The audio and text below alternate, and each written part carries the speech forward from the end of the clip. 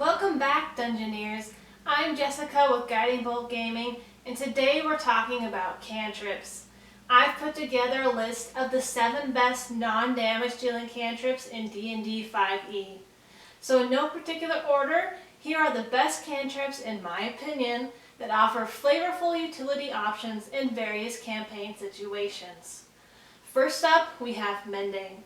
Mending is a transmutation spell available to clerics, druids, bards, sorcerers, and wizards. This cantrip allows you to repair a single break or tear in an object you can touch that is less than 1 foot in size. It can repair magic items and constructs, but it cannot restore magic to such objects. This cantrip has probably one of the more limited situational uses of those on the list, but it still has a lot of great utility. Broken axle on the party's wagon? Mend it. Oh wait, we're playing D&D, not Oregon Trail. Well, accidentally fail a dex check and drop a glass vial that was tossed to you? Mend it and get yourself a dose of that sweet magical water. Bust a lock getting through a door? Mend it to cover your tracks. Did someone cut one side of the rope bridge? Mend that thing as good as new. The one catch with mending is that all the parts need to be there in order to mend the object. The spell itself does not create missing material. One question that comes up with this cantrip is people wonder if you can mend something that's larger than 1 foot. If you have the time and sit and cast Mending, remember cantrips can be cast at will and don't require spell slots, can you essentially stack the spell to say, fix a giant wooden bridge that's cracked?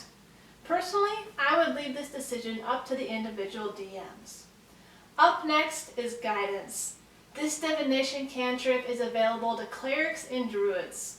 This spell allows the target to add 1d4 roll to an ability check.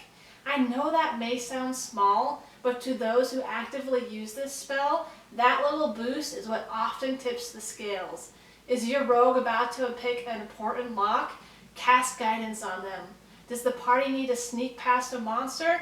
Cast it on your fighter in their full plate mail before creeping through that room.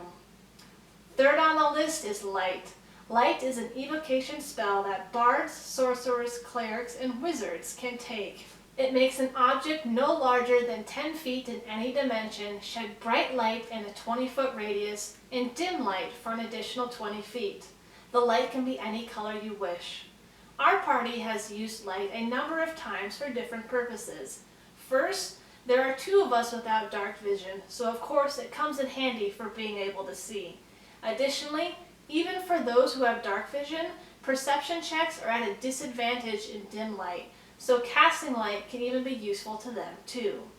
We've cast light on various trinkets to help trick less intelligent creatures into thinking that we were giving them a shiny, valuable object.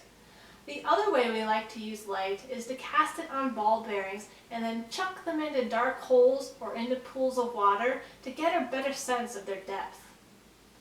Up next is probably one of my favorite cantrips, and that's Minor Illusion. This illusion cantrip is available to bards, warlocks, sorcerers, and wizards. This spell allows the caster to create a sound or the image of an object for 1 minute. This sound can be as loud or as quiet as you wish, and can be a noise, your voice or another's, or even the sound of a creature.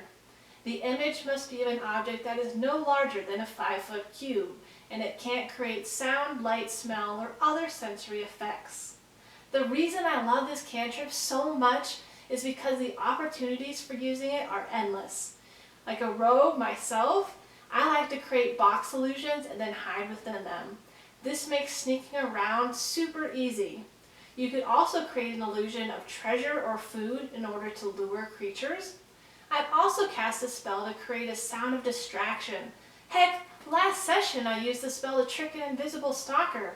I made it sound like someone who was running down the hall away from the room to draw the stalker away from the party, which was hiding out in a tiny hut. The one contentious thing about this spell is whether or not the illusion can move. Other illusion-based spells have text that specifically dictates the movement capabilities of the spell. This cantrip does not say one way or the other. Well, I would again leave it up to each DM to make the call, I personally lean towards the conclusion that the illusion cannot move since the text does not say it can. The next cantrip is actually a group of 3 spells that roughly all fill the same niche. These include Prestidigitation, Druidcraft, and Thaumaturgy. People seem to love or hate these catch-all magic trick type cantrips, but honestly, I think they're great, and just like Minor Illusion, they're only limited by your imagination. All 3 cantrips are transmutations. Prestidigitation is available to bards, sorcerers, warlocks, and wizards, while Druidcraft is for druids, and Thaumaturgy is only for clerics. I won't go into everything these 3 spells can do because that list is long, but I will provide some examples. Our party has used Prestidigitation to spiff ourselves up before attending a noble party where we needed to make a good impression. On the flip side, you could also use the spell to soil another noble at the party in order to make them embarrass themselves.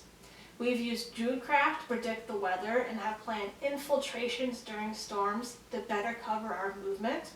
Our cleric wants to use stacking instances of Thaumaturgy to make the torches in the room flicker, to make the ground tremor, and to cause his voice to boom.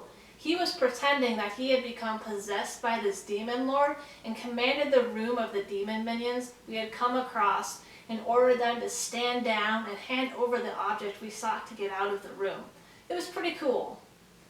The 6th cantrip on my list is Mage Hand, and this conjuration spell is available to bards, sorcerers, wizards, and warlocks. Mage Hand creates a spectral floating hand that you can control to manipulate objects, open or close unlocked items or doors, or store or retrieve items from open containers. The hand can't attack, activate magical items, or carry more than 10 pounds. This cantrip is another one of my favorites. We like to use Mage Hand to check doors and chests for traps. Another fun option, if your DM will allow it, is you can see, even though you can't attack with Mage Hand, what if that Mage Hand was used to drop a 10-pound rock on top of a goblin's head, or throw a lever on a trapdoor, or even drop a chandelier on the enemy?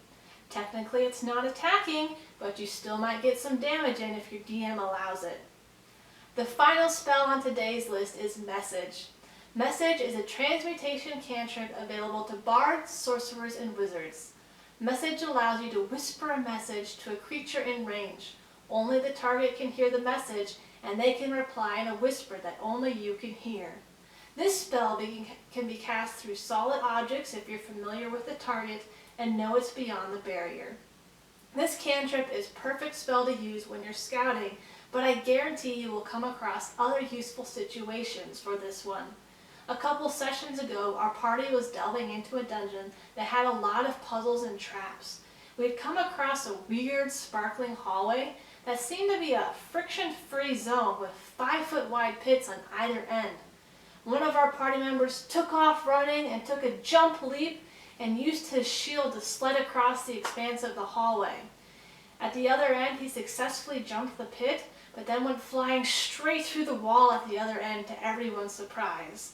Still trying to figure out the odd hallway and having no idea what happened to our party's cleric, I used Message to communicate with him, determine what happened, and ensure he was okay. And that wraps up my list of the 7 best cantrips that don't deal damage. Now for the good part. Do you agree or disagree with my top choices? Let's have a fun debate down below in the comments. If you used a cantrip in a unique way, I'd love to hear the story, so be sure to share that too.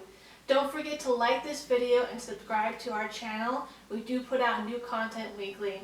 We'll see you back here next week, and until then, have fun getting lots of utility out of your cantrip spells.